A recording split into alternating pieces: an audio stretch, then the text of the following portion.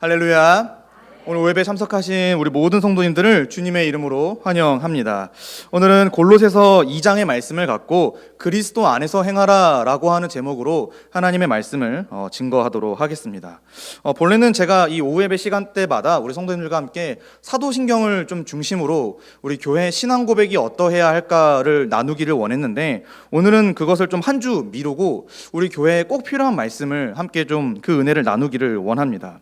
오늘 제가 선택한 본문은 골로새서입니다. 사실 이 본문을 선택한 까닭이 있습니다. 왜냐하면은 우리 동산교회 이번 2023년 표어가 우리 온전하여 굳건하고 강하고 견고하라 이기 때문에 그렇습니다.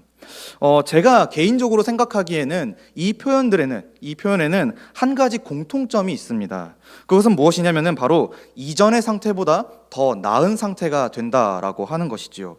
실제로 이 표현, 그러니까 이 구절을, 이 베드로전서의 구절을 살펴본다면은 전부 미래형으로 기록되어 있습니다. 그래서 하나님이 이렇게 하실 것이다라고 하는 의미가 되는 것이지요. 그래서 이전보다 더 온전해지고, 더 굳건해지고, 강해지고, 그래서 견고해질 것이다 라는 의미가 되는 것입니다. 이처럼 하나님은요, 교회와 성도를 온전하고 또 굳건하며 강하고 견고하게 하시는 분이십니다. 언제까지 이런 일들을 하실까요? 바로 우리 주 예수 그리스도께서 다시 오셔서 이 땅 가운데 하나님 나라를 완성하시기까지 우리 교회와 성도를 아주 강하게 견고하게 붙드실 줄로 믿습니다. 물론 이미 하나님의 모든 뜻이, 우리 교회와 성도를 향한 하나님의 모든 뜻이 이미 십자가에서 이루어졌지만 아직 완성된 것이 아니기 때문에 우리가 얼마든지 죄의 유혹을 받고 있고 또 그런 공격에 노출이 되어 있는 것이 사실입니다. 그렇기 때문에 우리 교회와 성도는 어때야 합니까? 하나님이 주시는 은혜를 붙잡고 더 온전해져야 합니다. 더 굳건해져야 되고요, 더 강해져야 되고 더 견고해져야 하는 것이지요. 그렇게 그리스도 안에서 바로 성장하는 것, 그리스도 안에서 더 성숙해지는 것, 이것이 바로 이 시대를 살아가는 교회의 모습이 아닐까 생각해 보게 됩니다. 그래서 궁극적으로는 우리 교회의 머리이신 바로 주님이신 예수 그리스도에게로 자라가야 한다. 이것이 바로 성경이 우리에게 알려주고 있는 교회의 모습입니다. 그래서 죄의 유혹과 도전을 능히 이겨내는 저와 모든 성도님들이 되시기를 주님의 이름으로 간절히 축복합니다. 오늘은 본문을 통해서 그러한 신앙의 성장, 또 교회의 성숙함에 대해서 좀 함께 살펴보고자 합니다. 사실 이 사도 바울은 골로새 교회를 위해 이 서신 편지를 썼는데, 그 중에서 오늘 우리가 읽은 이 6절과 7절, 2장 6절과 7절의 이전이 골로새 전체의 요약이라고 말할 수가 있습니다. 그래서 짧은 이 두 구절을 통해서 사도 바울은 골로새 교회가 어떻게 이 믿음의 터 위에 잘 세워질 수 있을까, 이것을 권면하고 또 그래서 실제로 그들이 그렇게 견고해지길 바라는 마음에서 이 편지를 쓴 것이지요. 그래서 골로새 교회 안에 하나님의 말씀이 풍성하기를 바라는 마음으로 이 편지를 쓰게 되었습니다. 그랬을 때 사도 바울이 이렇게 편지를 쓰게 된 데에는 배경이 좀 있습니다. 이 당시 골로새 교회는 거짓 가르침으로부터 좀 위협을 받는 그런 상황이었는데, 물론 그런 상황들이, 그런 위험들이 이 골로새서에 직접적으로 드러나지는 않습니다. 그래서 우리가 골로새 교회는 아무런 위험이 없는 너무 평온한 교회가 아닌가라고 생각이 들겠지만은, 편지를 읽으면, 이 서신서를 전체를 읽으면은 꼭 그렇지만은 않은 것을 우리가 볼 수가 있죠. 아주 조금의 가능성, 위협의 가능성이 있던 것을 우리가 확인해 볼 수가 있습니다. 그래서 사도 바울은 그러한 위협 속에서 너희 골로새 교회가 더 성장하기를 원하노라, 더 견고해지기를 원하노라 라는 마음을 담아 이 편지를 쓰게 되었지요. 그리고 하나님은 오늘날도 마찬가지로 우리 교회와 성도가 바울의 이 편지, 더 나아가 성경 66권으로 더 자라나기를 원하십니다. 더 성장하기를 원하고 더 강하여 견고해지기를 원하시는 것이지요. 그래서 이것이 오늘 우리가 골로새서를 함께 살펴보려는 이유입니다. 오늘 성도님들이 이 본문을 통해서 하나님의 교훈과 권면을 받으시길 바라고, 또 그 교훈과 권면으로 이 한 해를 정말 잘 자라나는 은혜가 함께 있기를 바랍니다. 함께 말씀을 좀 살펴보도록 하겠습니다. 6절 말씀에 보시면은 그러므로 너희가 그리스도 예수를 주로 받았으니, 이 본문을 좀 강해하기 앞서서 좀 몇 가지 정보들을 살펴보려고 합니다. 첫 번째로 골로새서는 사도 바울이 감옥에서 쓴 편지입니다. 골로새 지역에 위치한 교회에게 감옥에서 쓴 편지이지요. 이런 편지를 흔히 옥중 서신이라고 말을 합니다. 말 그대로 사도 바울이 감옥에서 쓴 편지라서 그렇지요. 사도 바울은 골로새 교회를 위해서 감옥에서 편지를 썼고 아마도 추측컨대 그가 아들처럼 여겼던 디모데를 통해 이 편지를 골로새 교회에게 전달해 주었을 것입니다. 그리고 사도 바울은 이 골로새 교회를 그리스도 안에서 신실한 형제들로 여겼다라는 것을 우리가 알 수가 있는데, 골로새서 1장 1절과 2절 말씀에 하나님의 뜻으로 말미암아 그리스도 예수의 사도된 바울과 형제 디모데는 골로새에 있는 성도들 곧 그리스도 안에서 신실한 형제들에게 편지하노니 우리 아버지 하나님으로부터 은혜와 평강이 너희에게 있을지어다. 지금 사도 바울이 골로새 교회를 신실한, 그리스도 안에서 신실한 형제들로 여기며 편지를 시작하고 있습니다. 그랬을 때 두 번째로 이 골로새 교회는 사실 사도 바울이 직접 사역을 하여 세운 교회는 아닙니다. 연관성이 좀 적지요. 이 골로새 교회는 신약 시대에 로마 제국의 이 아시아 속주에 위치한 부르기아의 한 도시에 세워진, 그런 지역에 세워진 그리스도인 공동체입니다. 이 교회가 세워지게 된 배경이 되게 독특한데요. 사도 바울의 사도행전 19장에 나타난 사도 바울의 에베소 사역이 이 교회를 세우게 만든 배경이 됩니다. AD 52에서 55년경에 사도 바울은 에베소 지역에서 말씀 사역을 시작하게 됩니다. 하나님의 복음을 전한 것이지요. 특별히 두란노 서원이라고 하는 지역에서 매일같이 하나님의 말씀을 강론하며 가르친 것이 사도행전에 기록되어 있습니다. 사도행전 19장 8절부터 10절 말씀에 바울이 회당에 들어가 석 달 동안 담대히 하나님 나라에 관하여 강론하며 권하되 어떤 사람들은 마음이 굳어 순종하지 않고 무리 앞에서 이 도를 비방하거늘 바울이 그들을 떠나 제자들을 따로 세우고 두란노 서원에서 날마다 강론하니라. 2해 동안 이같이 하니 아시아에 사는 자는 유대인이나 헬라인이나 다 주의 말씀을 듣더라 라고 하면서 사도 바울이 말씀 사역을 하고 있었다라고 사도행전 저자가 기록을 하고 있습니다. 이때 여기서 이 사역을 하고 있던 중에 에바브라라고 하는 한 인물이 등장하게 되는데, 이제 많은 신학자들이 추측하건대 이 에바브라라고 하는 인물이 에베소로 여행을 왔다가 사도 바울이 전하는 하나님의 복음, 하나님 나라에 관한 진리를 듣고 믿어 회심하게 됩니다.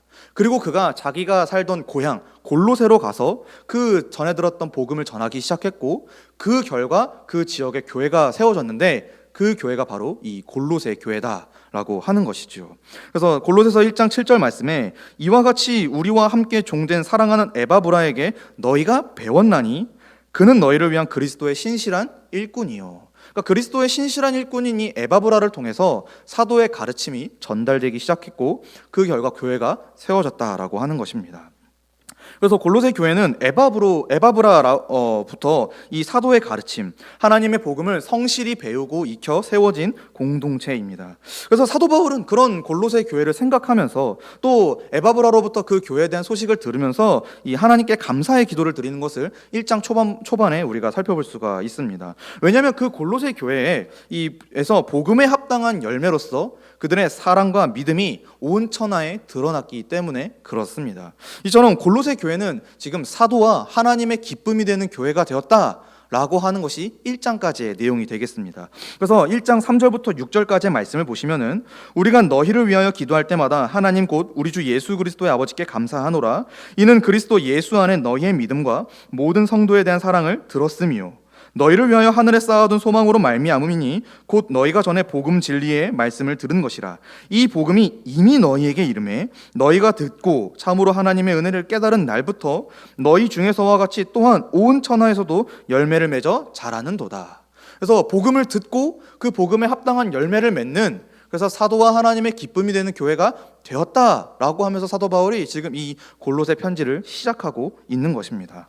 여기서 우리가 한 가지 생각해 볼 것은, 사랑하는 성도님들, 교회는요 특정한 인물과 또 어떤 세상의 방식을 따라 세워지는 것이 아니라고 하는 것입니다. 오직 하나님의 은혜와 섭리를 따라 세워지는 것이 이 교회입니다.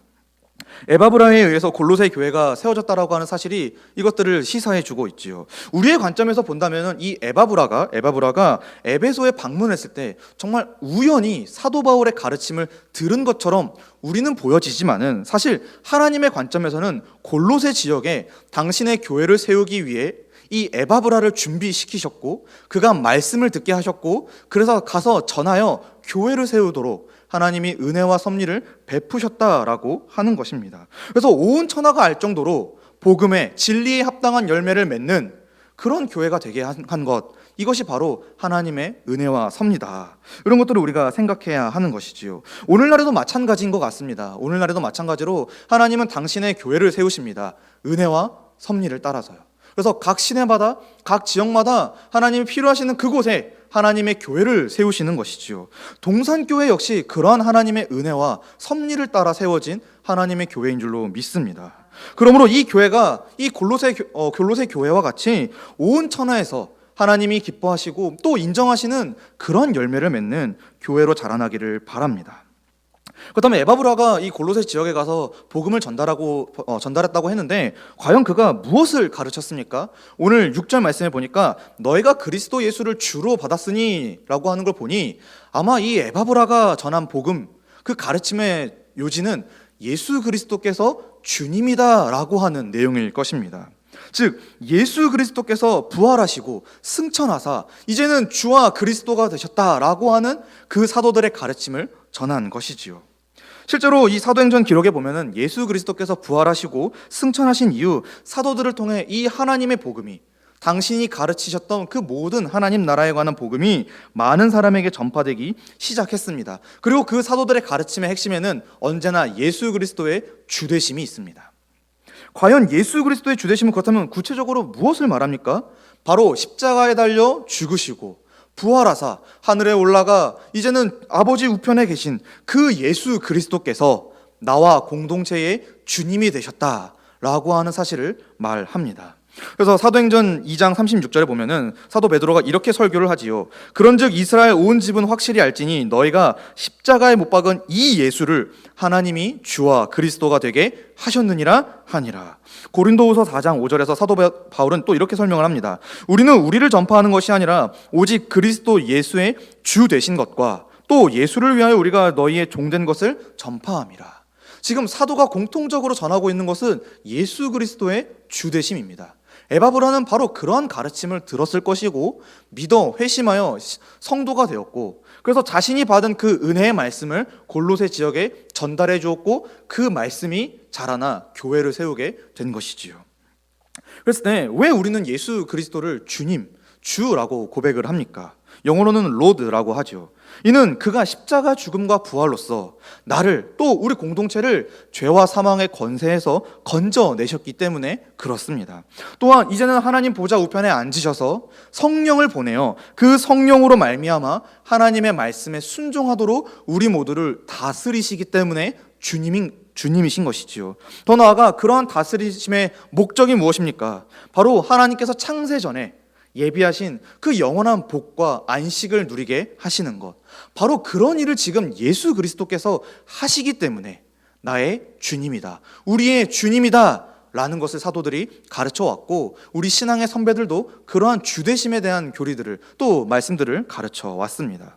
그랬을 때 예수 그리스도를 주님으로 고백하는 것은 당시의 이 최고의 그리고 최선의 신앙 고백입니다. 오늘날로 얘기하면은 사도신경의 압축, 요약본이라고 할 수가 있죠. 물론 우리는 그 주되심을 길게 사도신경으로 고백을 하지만 어쨌거나 이 주되심을 고백한다라는 것 자체가 자신의 신앙을 고백하는 일이었음을 우리가 분명하게 알 수가 있습니다. 그래서 골로새 교회는 지금 이 에바브라라고 하는 한 인물을 통해 정말 신실한 성도, 신자 한 사람을 통해 예수 그리스도를 주님으로 받아들였습니다. 그래서 하나의 공동체를 이룰 수가 있었고 사도와 하나님의 기쁨이 되는 교회가 된 것이죠. 이처럼 교회라고 하는 존재는, 공동체는 예수 그리스도를 주님으로 고백하는 그 신앙에서 시작이 됩니다. 예수님을 주님으로 고백하는 그야말로 하나님이 기뻐하시는 교회인 것이지요. 사랑하는 분들, 교회는 그래서 예수 그리스도를 주님으로 믿음으로써 세워지는 공동체입니다. 이것은 세상의 방식으로 세워지는 것과는 전혀 다르지요. 그래서 성경은 그런 교회를 가리켜 주님의 몸이 되었다라고 설명을 합니다. 반대로 주님은 그런 몸인 교회의 머리가 되시는 것이지요. 그것이 다스리신다라고 하는 의미가 되는 것입니다. 그래서 마치 몸이 머리로부터 지시와 공급을 받듯이 우리 교회는 머리이신 예수 그리스도로부터 풍성한 공급과 또 그리고 거룩한 선한 통치를 받게 되는 것입니다. 교회가 이랬을 때 예수 그리스도를 그래서 주님으로 고백하는 것은 매우 큰 의미가 있는 것이지요. 그래서 네, 교회가 과연 예수 그리스도를 정말 진정으로 주님으로 고백할 수 있는 이유가, 근거가 어디에 있습니까 했을 때 우리는 성경을 들여다봐야 합니다. 바로 그 예수 그리스도께서, 교회가 주님으로 고백하는 그 예수 그리스도께서 놀라운 일을 펼치셨기 때문에 그렇습니다. 그 한 사람으로 인해 우리가 가졌던 죄의 문제가 전부 해결이 되었고, 하나님이 예비하신 그 복과 안식에 우리가 참여하는 은혜의 기회를 얻게 된 것이지요. 실제로 말입니다. 또한 이제는 성령이, 그가 보내신 성령이 우리 교회, 우리 성도 각 사람 심령 가운데 거하시면서 이제 말씀을 깨닫게 하시고 순종하게 하시고 또 그 말씀의 은혜를 전하도록 이제 우리를 변화시키고 이끌어가고 계십니다.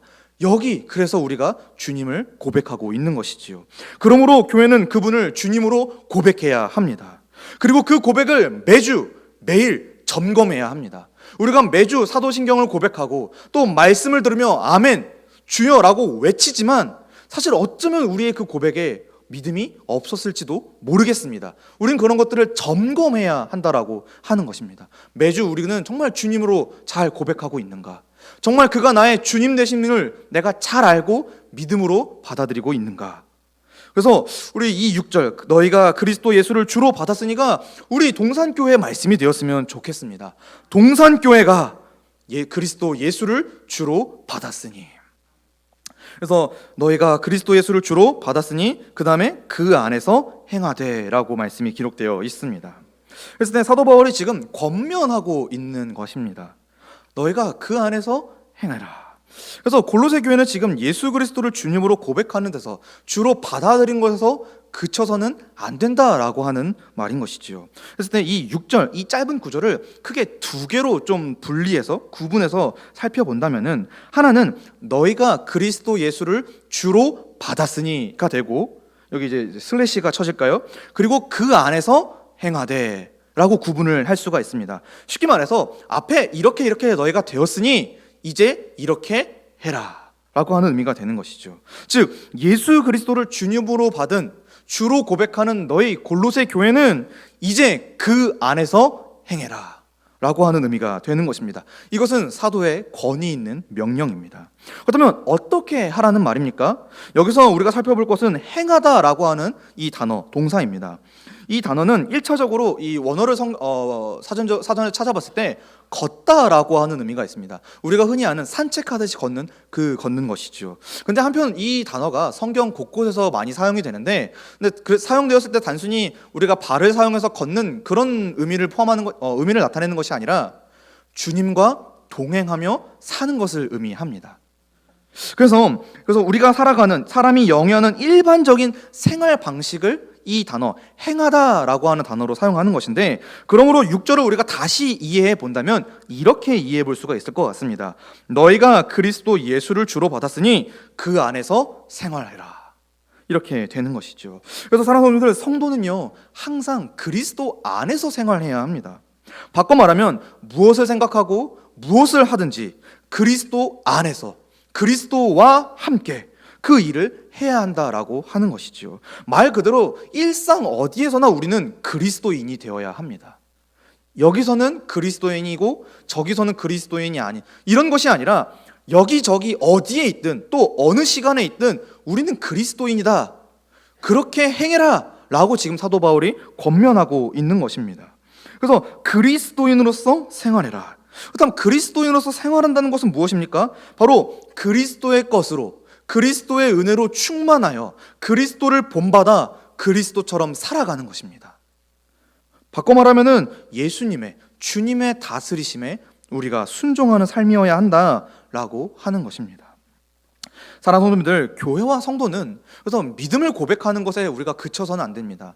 믿음을 우리가 매주 입술로 고백했다고 끝이야, 괜찮아, 그렇게 생각해서는 안 된다라고 하는 것이지요. 그 고백이 우리의 일상생활에까지 영향을 미쳐야 합니다. 오히려 우리가 매주 고백하는 그 신앙의 고백이 우리의 일상의 전부가 또 기준이 되어야 한다라고 하는 것이죠. 그래서 신앙과 삶은 언제나 떨어지지가 않습니다. 우리는 믿기 때문에 사는 것이고 또 그 삶이 우리의 믿음을 증명하는 것입니다. 그래서 우리는 그리스도를 주로 믿기 때문에 정말 주님의 말씀에 순종하는 그 모습이 우리의 일상에서 나타나야 한다라고 하는 것입니다. 그 일을 위해서 저와 여러분은 그리스도 안에서 거룩하게 구별되어 구원받은 것입니다. 하나님이 우리를 구별하신 이유는 바로 그렇게 살라고, 그 믿음을 따라 살라고, 그리스도 안에서 행하라고, 생활하라고 우리를 구별하여 구원해 내신 것이지요. 이런 측면에서 교회와 성도의 신앙은 단순히 입술의 고백에만 머물러선 안 됩니다. 언제나 행실, 우리의 행함이라는, 순종이라는 열매를 맺어야 하는 것이지요. 그래서 믿으면 그 믿음대로 사셔야 합니다. 입술로는 고백한다고 주님이라고 말하면서 이 일에서는, 저 일에서는 예수님이 주님이 아니다면은 우리는 어쩌면은 그야말로 스스로 모순적인 삶을 살고 있는 것이지요. 이때 우리가 주의해야 할 것이 있습니다. 주의해야 할 것이, 그것은 우리가 이런저런 일을, 주님께 순종하는 어떤 일을 했기 때문에 구원받는 것이 아니라 우리는 이미 구원받았기 때문에 순종한다라고 하는 것입니다. 이 순서를 기억하시기를 바랍니다. 우리가 이런 순종을 했기 때문에, 이런 헌신을 했기 때문에, 이런저런 봉사를 했기 때문에 구원을 받는 게 아니라 우리가 구원을 받았기 때문에, 그리스도 안에서 거룩하게 구별되었기 때문에 그렇게 살아가는 것이죠. 그렇게 섬기는 것이고 그렇게 사랑하며 사는 것입니다. 이 순서를 절대로 혼동해서는 안 됩니다. 그랬을 때 우리는 생각해 봐야 되는 것이죠. 나는 과연 그리스도 안에 있는가? 주님으로 고백하며 그 주님의 말씀을 따라 살아가기를, 순종하기를 정말 간절히 바라며 살고 있는가? 나의 일상은 예수 그리스도께서 다스리시는 그야말로 주님의 것된 그러한 일상인가? 우리가 우리 스스로를 되짚어 볼 필요가 있는 것입니다. 그래서 주님의 다스리심을 받아 주님이 기뻐하시는 그러한 행실의 열매를 많이 맺어야 한다라고 하는 것입니다. 사실 이렇게 믿음이 삶으로 연결되는 것, 이것은 사실 성경 곳곳에 나타난 가르침이기도 합니다. 크게 대표적인 두 말씀을 제가 준비했는데, 첫 번째로 예수님의 말씀에 마태복음 7장 20절과 21절에 이러므로 그들의 열매로 그들을 알리라. 나더러 주여 주여 하는 자마다 다 천국에 들어갈 것이 아니요 다만 하늘에 계신 내 아버지의 뜻대로 행하는 자라야 들어가리라. 믿는 자는 행하여 그 열매를 맺고 그 열매를 인정받아 하나님 나라에 들어가는 것이지요. 야고보서에는 이렇게 기록되어 있습니다. 야고보서 2장 14절에 내 형제들아, 만일 사람이 믿음이 있노라 하고 행함이 없으면 무슨 유익이 있으리요? 그 믿음이 능히 자기를 구원하겠느냐? 동일한 말씀 17절입니다. 이와 같이 행함이 없는 믿음은 그 자체가 죽은 것이라. 그래서 너희가 그리스도 예수를 주로 받았으니 그 안에서 행해라 라고 하는 말은 매우 타당한, 그리고 권위 있는 말씀이 되는 것입니다. 사랑하는 성도님들, 우리가 모두 예수 그리스도를 주님으로 믿으니 그 안에서 행하십시오. 그 안에서 살아가시고 그 안에서 생활하시기를 바랍니다. 그것이 교회이고 성도입니다. 그렇다면 왜 이렇게까지 사도 바울이 신앙과 삶의 일치를 그들에게 권면하고 있을까요? 왜 이렇게까지 사도 바울이 편지를 쓰면서, 사실 전혀 모르는 교회인데 왜 이렇게까지 사도 바울이 편지를 쓰며 권면하고 있는 것일까요? 바로 앞서 서두에서 말씀드렸듯이 교묘한 말로 이 골로새 교회를 위협하는, 넘어뜨리려는 자들이 있었기 때문에 그렇습니다. 골로새 교회는 에바브라로부터 이 사도의 가르침, 그리스도 예수를 주로 받아들인, 주대심을 전달받아 세워진 공동체입니다. 그래서 이 공동체는 실제로 세워진 지 얼마 안 된 그야말로 신생 공동체였다라고 하는 것이죠.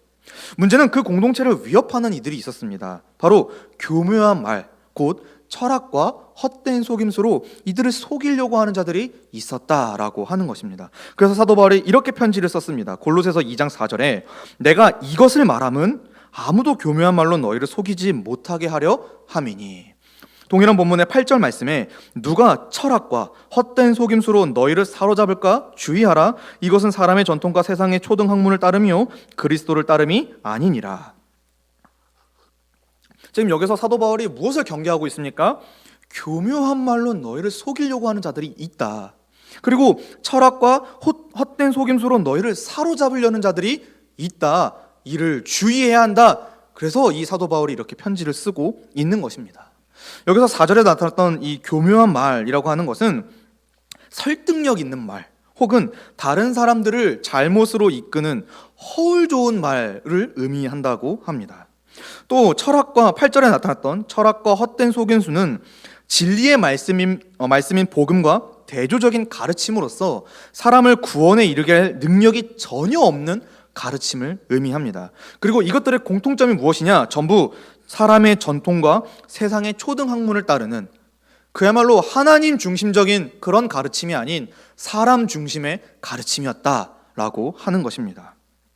그래서 골로새 교회는 절대 이런 것들을 따라가서는 안 되죠. 왜냐하면 그것들은 골로새 교회를 진정으로 구원에 이르게 할 수 없기 때문에 그렇습니다. 더욱이 사람으로부터 나온 것이기 때문에, 사람이 만든 것이기 때문에 그 가르침은, 그 교훈은 결코 완전할 수가 없는 것이지요. 오히려 그냥 사람의 기분을 좋게, 사람의 명목을 좋게 만들 뿐이지 그것들 자체가 구원의 능력과 효력이 있냐? 그렇지 않다라고 하는 것이 이 사도의 가르침인 것입니다. 그러면 이 골로새 교회가 지금 집중해야 될, 오히려 받아들여야 할 가르침은 무엇입니까? 또 교훈해야 할, 순종해야 할 교훈은 무엇입니까? 바로 예수 그리스도의 주되심이라고 하는 십자가 복음 뿐인 것입니다. 오직 주님께서 성령을 통하여 가르치시는 하나님의 말씀만을 이 골로새 교회가 받아들이고 순종해야 한다라고 하는 것입니다. 사랑하는 성도님들, 사탄과 같은 이 악한 세력은 여전히 어떻게든지 주님의 몸된 교회를 무너뜨리려고 하고 있습니다. 이 일을 위해 거듭해서 어떻게든지 정말 수단과 방법을 가리지 않고 사람의 전통과 세상의 초등학문 따위를 이 교회 안에, 공동체 안에 교묘하게 흘러보내고 있습니다. 그래서 세상에서 통용되는 가치관들, 세계관들, 또 어떤 지식의 체계들이 이 교회 안에 들어서게 만들고, 그래서 그것이 교회의 전부라고, 우선이라고 착각하게끔 만든다라고 하는 것이죠. 우리는 그런 것들이 다가왔을 때 어떻게 합니까? 거부해야 됩니다.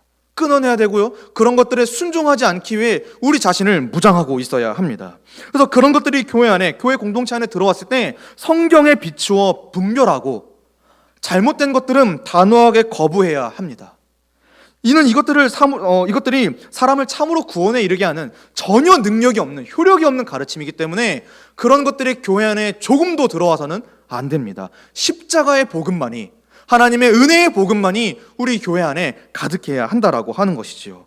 따라서 교회와 성도는 어때야 합니까? 하나님의 말씀을 듣고 배우는 일에 힘써야 합니다. 이것은 우리가 타협할 수 있는 지점이 아닙니다. 우리는 말씀을 붙잡아야 합니다.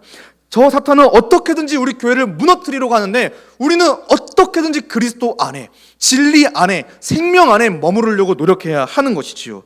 그것이 바로 성도의 열심입니다. 무엇보다도 교회와 성도가 이러한 신앙과 삶의 일치 가운데에 그리스도 안에 행하여 머물러 행하기를 원할 때에 우리의 머리이신 주님께서 우리 교회와 성도를 도와주신다. 이것 또한 성경에 기록되어 있는 말씀입니다. 그러므로 우리는 머리 되신 주님, 그 예수 그리스도를 의지하여 날마다 진리 안에 머물며 그 진리대로 행하기를 힘써야 한다. 이것이 지금 골로새서를 통해서 사도 바울이 우리에게 주고 있는 교훈입니다. 7절 말씀을 보도록 하겠습니다. 그 안에 뿌리를 박으며 세움을 받아 교훈을 받은 대로 믿음에 굳게 서서 감사함을 넘치게 하라. 조금 더 적극적으로 그리고 구체적으로 사도 바울이 권면을 하고 있습니다. 그래서 이제 너희가 그리스도 예수를 주로 받았으니 그 안에서 행하라 라고 권면을 했는데, 그럼 그 행하는 거 어떻게 행해야 합니까? 그리스도 안에서 행한다라고 하는 것은 도대체 과연 무엇입니까? 했을 때 사도 바울이 7절에서 4가지의 방법을 골로새 교인들에게 소개해 주고 있습니다. 적극적인 권면에 해당하죠. 그 첫 번째는 무엇입니까? 그 안에 뿌리를 박으며. 우리는 뿌리를 박아야 합니다. 근데 어디에 뿌리를 박아야 합니까? 그 안에, 그리스도 안에 우리의 믿음의 뿌리를 내려야 합니다. 이것이 우리 교회의 신앙의 시작입니다. 식물이 잘 자라기 위해서는 이 영양분이 가득한 땅에 깊숙이 그리고 견고히 그 뿌리가 내려져야 합니다. 마찬가지로 교회와 성도가 세워지고 잘 자라기 위해, 그래서 믿음의 결국 구원에 이르기 위해서는 무엇보다도 이 구원의 진리, 견고한 진리에 박혀 있어야 한다라고 하는 것이지요. 그리고 오늘 하나님이 우리에게 주신 구원의 진리는 무엇입니까? 바로 우리의 주 되신 예수 그리스도입니다. 그리스도에 관한 지식이 교회 안에 가득해야 합니다. 그래서 거짓 가르침에 조금도 흔들리지 않아야 하는 것이지요. 그것이 우리의 본분입니다. 그리스도 안에 뿌리를 박으며. 두 번째로 뿌리를 박으며 세움을 받아. 우리의 신앙은 시작할 뿐만이 아니라 성장해 나가야 합니다. 조금씩 자라 세움을 받아야 하는 것이지요. 식물은 땅에 뿌리를 내려 자리를 잡은 후에 가만히 있지 않습니다. 화분 같은 거를 키워보신 분들, 식물 같은 거를 키워보신 분들은 잘 아실 겁니다. 식물은 가만히 있지 않습니다. 조금씩 자라나지요. 박힌 그곳에서 생명 활동을 시작한다라고 하는 것입니다. 마찬가지로 그리스도에게 뿌리 박힌 교회와 성도는 조금씩 비록 눈에 더디게 보일지라도 아주 조금씩 생명 활동을 하고 있어야 합니다. 가만히 지내는 것이 아니라 그리스도 안에서 더 자라가기 위한 행동들을, 또 그러한 순종의 열심들을 내비쳐야 한다라고 하는 것이지요. 그리스도 안에서 계속해서 성장하고 성숙하는 것, 이것이 바로 교회가 지향해야 할 모습 중 하나입니다. 그리고 이 성장과 성숙은 그리스도에 의해서 이루어집니다. 시작하는 것도 그리스도로부터 시작되었는데 그 시작되어 성장하는 것도 그리스도에 의해서 성장하고 있는 것이지요. 세 번째로, 교훈을 받은 대로 믿음에 굳게 서야 합니다. 이것은 우리가 신앙을 어떻게 관리해야 하는가, 단순히 잘한다고 잘 방치하는 것이 아니라 그것을 잘 관리해야 합니다. 골로새 교회가 에바브라로부터 받은 교훈은 예수 그리스도의 주되심에 관한 교훈이었죠. 그들은 이 교훈을 믿음으로 받아들였습니다. 오늘날에도 예수 그리스도의 주되심이란 하나님의 교훈이 지금 교회 안에서 가르쳐지고 있습니다. 신앙이 시작되고 있고 성장하고 있다라고 하는 것이죠. 그랬을 때 온 교회와 성도는 이 교훈을 믿음으로 받아들이고 그 믿음이 다르게 자라나지 않도록, 올곧게 자라도록 관리해야 합니다. 그래서 성경으로 그리고 역사적으로 확증되어 온 안전한 가르침들을, 교훈들을 받아들여 우리의 믿음을 올바르게 세워야 한다라고 하는 것입니다. 이를 가리켜 정통교리라고 합니다. 우리는 정통을 고수해야 하고, 그래서 우리가 가장 안전한 진리 안에서 세움을 받아야 하는 것이지요. 마지막으로 감사함을 넘치게 하라라고 사도 바울이 권면하고 있습니다. 이것은 우리가 신앙이 시작된 우리의 신앙이 성장하여 관리를 받았을 때 나타나게 될 결과입니다. 성경에서 주의하라라고 하는 거짓 가르침들, 거짓 교훈의 공통점들이 무엇이냐면은 성도로 하여금 감사하지 못하게 만든다라고 하는 것입니다. 왜 그렇습니까? 사람의 가르침은 어쨌거나 죄인의 정욕과 탐심이 반영되어 있기 때문에, 그래서 배우면 배울수록 더 큰 탐심과 정욕에 사로잡게 만드는 것이 사람의 교훈입니다. 그래서 참된 진리가 아닌 것이지요. 그러나 참된 진리를 배운 교회와 성도는 어떻습니까? 항상 감사가 넘쳐납니다. 왜냐하면 무한하신 하나님께서 무한하도록 우리에게 긍휼과 사랑, 은혜와 평강을 베푸시기 때문에 그렇지요. 그래서 교회 안에는 감사가 넘쳐나야 합니다. 올바르게 예수 그리스도를 주로 고백하는 교회 안에는 감사가 넘쳐나야 하는 것이지요. 감사야말로 그리스도인의 생활의 절정이자 결정체라고 말할 수가 있겠습니다. 그래서 우리의 입술과 우리의 생활을 좀 돌아볼 필요가 있습니다. 이번 한 해가 이제 시작된 지 이제 3주차가 시작되었는데 이 3주 동안 내 입술에선 감사가 많이 나왔는가? 혹은 불평이 많이 나왔는가? 또 이번 한 해를 감사로 살아갈 것인가? 혹은 내가 원하는 바, 내 뜻대로 살아갈 것인가? 우리는 이 말씀 앞에 겸손히 순종해야 될 줄로 믿습니다. 그래서 여기까지 했을 때 사도 바울이 골로새 교회를 권면하고 가르치고 있는 것입니다. 너희가 그리스도 예수를 주로 받았으니 그 안에서 행해라. 그 안에 뿌리를 받고 세움을 받고 교훈을 받은 대로 믿음에 굳게 서서 감사함을 넘치게 하라. 이것이 오늘 골로새 교회, 그리고 오늘 우리 동산교회에 하나님이 주시는 말씀인 줄로 믿습니다. 말씀을 맺도록 하겠습니다. 사랑하는 성도님들, 예수 그리스도를 주로 받은 교회와 성도는 진리 위에 서서 그리스도 안에서 행해야 합니다. 사도 바울은 예수 그리스도를 주로 받아 그 믿음에 합당한 결실을 맺는 골로새 교회를 위해 오늘 편지를 썼습니다. 곧 그들을 위협하는 교묘한 말과 거짓 가르침으로부터 이 공동체를 보호하기 위함이지요. 더욱이 공동체의 성장과 성숙을 위해서 이 편지를 쓰기도 했습니다. 그래서 이렇게 권면하고 있죠. 그러므로 너희가 그리스도 예수를 주로 받았으니 그 안에서 행하되. 오늘날 교회와 성도 역시 교묘한 말과 거짓 가르침으로부터 스스로를 보호하고 하나님이 예비하신 영원한 복과 안식을 누리기 위해서는 이 사도의 가르침에 순종할 필요가 있습니다. 그리스도를 주로 고백하고 그 안에서 행해야 하는 것이지요. 그리스도 안에서 생활해야 하는 것이지요. 이를 위해 그리스도 안에서 우리가 계속해서 자라갈 필요가 있는 것입니다. 7절이 그것을 우리에게 시사해 주고 있는 것이죠. 그 안에 뿌리를 박으며 세움을 받아 교훈을 받은 대로 믿음에 굳게 서서 감사함을 넘치게 하라. 이 말씀에 우리가 순종해야 하는 것입니다. 이 말씀을 갖고 크게 두 가지만 적용해 보길 원합니다. 첫 번째는 교회와 성도는 그래서 예수 그리스도만을 주님으로 고백해야 합니다. 비록 이 세상에 보이는 것들이 우리를 현혹합니다. 예수님이 아닌 다른 것들을, 피조물들을 주님으로 섬기게끔 우리를 현혹하고 또 유혹하며 우리를 도전하겠지만 우리는 어때야 합니까? 그것들을 당당히 끊어내고 예수 그리스도만을 주님으로 고백해야 될 줄로 믿습니다. 그분의 가르침만을 따라가야 되는 것이고, 그래서 이 세상의 모든 것이, 심지어 내 삶마저도, 내 인생마저도 누가 다스리셔야 합니까? 바로 예수 그리스도께서 주님으로서 다스리셔야 합니다. 이것을 먼저 인정하는 것이 우리 교회에 있어야 하는 것이지요. 현재 여러분의 인생의 주인공은 누구입니까? 누가 이 인생을 이끌어가고 계십니까? 나 자신입니까? 아니면 예수 그리스도이십니까? 정말 예수 그리스도를 주님으로 인정하고 있습니까? 예수 그리스도께서 주님이 되셔야 하는 이유가 어디에 있습니까? 바로 성경에 있고, 우리는 날마다 그 성경에 예수 그리스도께서 주님이 되신다라고 하는 사실을 끊임없이 확인해서 우리의 주님을 분명하게 인식해야 합니다. 두 번째로, 예수님을 주님으로 고백하는 자는 반드시 그 고백에 합당한 열매를 맺기 마련입니다. 곧 주님의 가르침을 따라서 행하며 사는 것이죠. 물론 그 주님이 행하시는 것들이 어쩌면 이 세상에서 살아가기에 또 감당하기에 매우 벅찰지도 모르겠습니다. 또 우리를 굉장히 마음으로부터 괴롭게 하는 어떤 가르침들이 있을지도 모르겠습니다. 그러나 우리의 믿음이 그리스도에게 뿌리박고 있다면은, 우리가 예수 그리스도를 주님으로 믿고 있다면은 그것은 절대 어려운 것이 아닐 것입니다. 왜냐하면 우리의 머리가 그리스도이시니까요.